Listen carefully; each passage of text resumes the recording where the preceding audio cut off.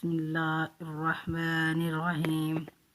حضرت عائشہ رضی اللہ تعالی عنہا سے روایت ہے، جب نبی کریم صلی اللہ علیہ وآلہ وسلم اپنے بستر پر آرام کرتے تو آپ ہر رات اپنے دونوں ہاتھ اکٹھے کرتے، پھر سورۃ فلق، سورۃ الاخلاص، سورۃ ناس پڑھ کر دونوں ہاتھوں پر پھونک مارتے، پھر جہاں تک ممکن ہوتا انہیں اپنے جسم پر پھیرتے۔ آپ صلی اللہ علیہ وآلہ وسلم اپنے سر، اپنے چہرے اور اپنے جسم کے اگلے حصے پر ہاتھ پھیرتے۔ آپ صلی اللہ علیہ وآلہ وسلم 3 مرتبہ ایسا کرتے۔